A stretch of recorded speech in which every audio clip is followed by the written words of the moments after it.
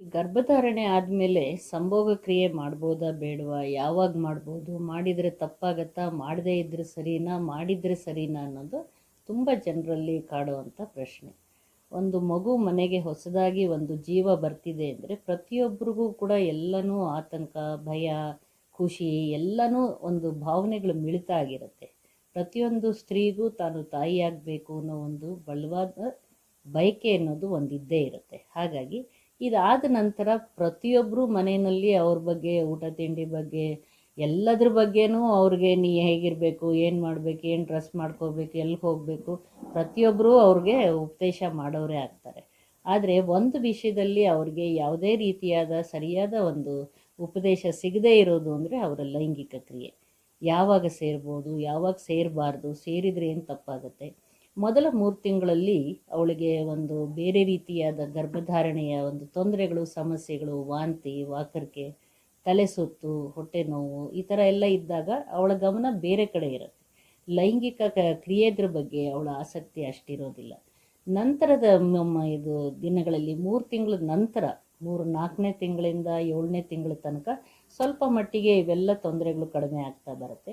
ಗರ್ಭಧಾರಣೆಯಲ್ಲಿ ಯಾವುದೇ ರೀತಿಯ ತೊಂದರೆ ಇರಲಿಲ್ಲ ಅಂದರೆ ಹೈ ರಿಸ್ಕ್ ಪ್ರೆಗ್ನೆನ್ಸಿ ಇಲ್ಲದೇ ಇದ್ದಾಗ, ಅವಳಲ್ಲಿ ಪ್ರೆಗ್ನೆನ್ಸಿ ಎಲ್ಲ ನಾರ್ಮಲ್ ಆಗಿದ್ದು ಯಾವುದೇ ತೊಂದರೆ ಇಲ್ಲದೇ ಇದ್ದಾಗ ಆವಾಗ ಅವರು ಲೈಂಗಿಕ ಕ್ರಿಯೆ ಅಥವಾ ಸಂಭೋಗ ಕ್ರಿಯೆ ಮಾಡೋದ್ರೊಳಗೆ ಯಾವುದೇ ರೀತಿ ತೊಂದರೆ ಇರೋದಿಲ್ಲ.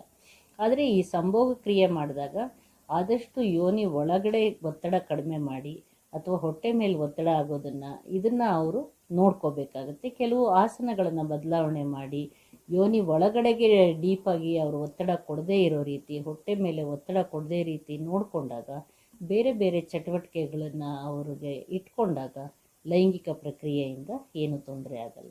ನಂತರ 7 ತಿಂಗಳ ನಂತರ 7-8ನೇ ತಿಂಗಳಲ್ಲಿ ಬಂದಾಗ ಅದು ಕೂಡ ಇದಕ್ಕೆ ಡೆಲಿವರಿಗೆ, ಪ್ರಸವಕ್ಕೆ ಹತ್ತಿರವಾಗಿರೋದ್ರಿಂದ ಕೆಲವು ಟೆನ್ಷನ್ಸ್ ಇರುತ್ತೆ, ಹೊಟ್ಟೆಯ ಗಾತ್ರನೂ ದೊಡ್ಡದಾಗಿರುತ್ತೆ. ಅಂಥ ಸಮಯದಲ್ಲಿ ಕೂಡ ಅವರಿಗೆ ಇದು ಸಂಭೋಗ ಕ್ರಿಯೆ ನಡೆಸೋದು ಕಷ್ಟವಾಗ್ಬೋದು. ಅದು ಯಾವುದೇ ರೀತಿ ಸಂಭೋಗ ಕ್ರಿಯೆ ಅಂದರೆ ಬರೀ ಒಂದು ಯೋನಿ ಪ್ರವೇಶ, ಒಂದು ಕ್ರಿಯೆ ಅದಷ್ಟೇ ಅಂತ ಅನ್ಕೋಬಾರ್ದು. ಬೇರೆ ಇತರೆ ಚಟುವಟಿಕೆಗಳು, ಅವರದು ಆಲಿಂಗನ, ಚುಂಬನ, ಹಗ್ಗಿಂಗ್, ಕಿಸ್ಸಿಂಗ್, ಬೇರೆ ಸ್ಟಿಮ್ಯುಲೇಷನ್, ಬಾಡಿ ಸ್ಟಿಮ್ಯುಲೇಷನ್ ಇದನ್ನೆಲ್ಲ ಮಾಡೋದ್ರೊಳಗೆ ಯಾವುದೇ ರೀತಿ ತೊಂದರೆ ಇಲ್ಲ.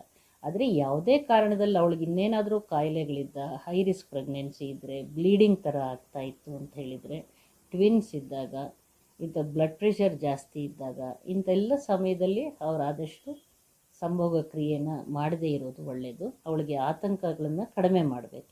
ಆದರೆ ಯಾವುದೇ ಸಮಯದಲ್ಲಿ ಕೂಡ ಯಾವುದೇ ತೊಂದರೆ ಇಲ್ಲ ಅಂದರೆ ಲೈಂಗಿಕ ಕ್ರಿಯೆಯಿಂದ ಏನೂ ಅಂಥ ತೊಂದರೆ ಆಗಲ್ಲ.